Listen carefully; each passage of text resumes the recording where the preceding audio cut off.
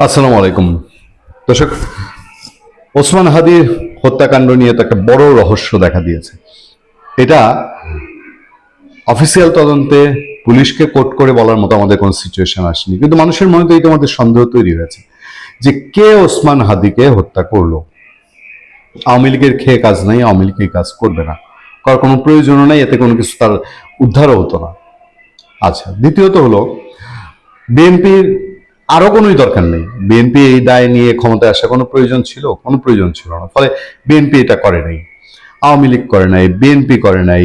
ইন্ডিয়ার আরো কত কত পলিসি ছিল। ইন্ডিয়াতে পারলে বেশ সেনাবাহিনী ঠেলায় দেয় বাংলাদেশের দিকে, এরকম একটা অনেকের মধ্যে তৈরি হয়েছিল না, যে ইন্ডিয়া কি আর্মি মুভ করাবে, এই টাইপের কোনো বিষয় আসে।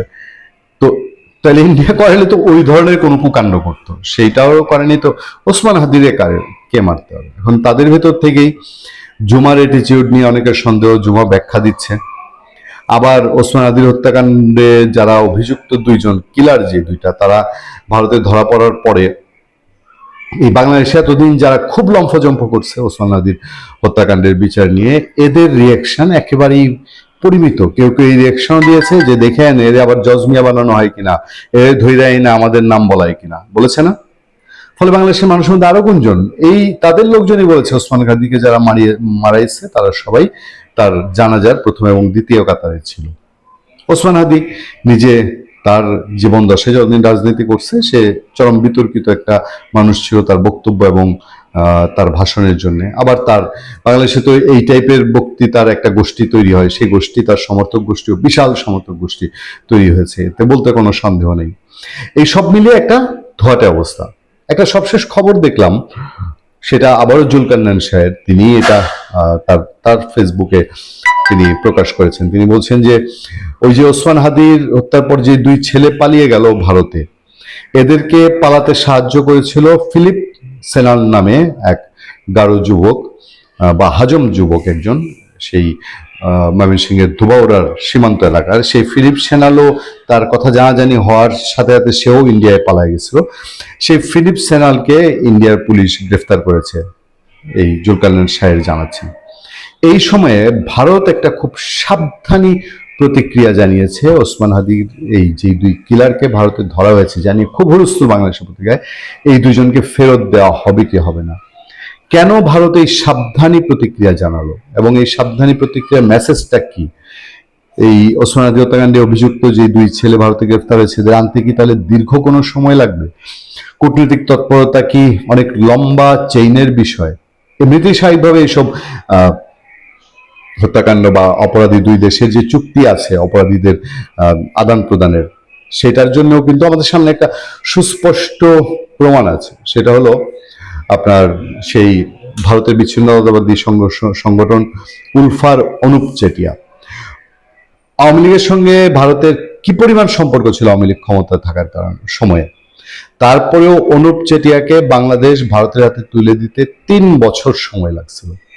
3 বছরের কূটনৈতিক প্রক্রিয়া শেষ হওয়ার পরে অনুপ চেটিয়াকে ভারতের হাতে তুলে দেওয়া হয়েছিল। এবার ভারতের দিক থেকে কোনো লোক আনতে হলে সেই কি 3 বছরের হিসাব? 3 বছরের জল তো অনেক দূর গড়ানোর কথা। কেন আমরা এই প্রশ্ন তুলছি একটু দেখেন।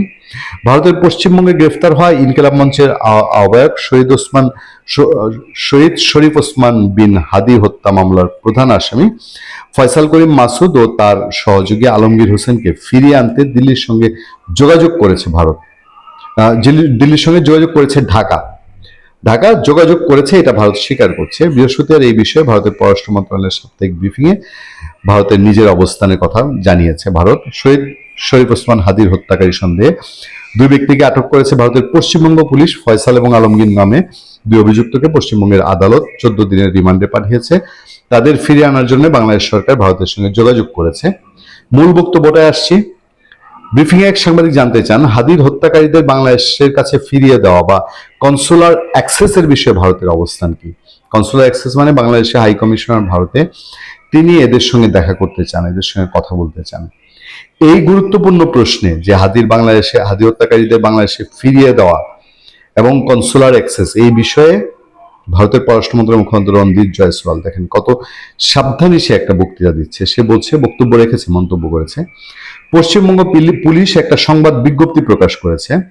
বিষয়টি আইন শৃঙ্খলা রক্ষাকারী বাহিনীর একটি চলমান তদন্তের সঙ্গে সংশ্লিষ্ট, তাই এ বিষয়ে আমার কোনো মন্তব্য করা সমীচীন হবে না।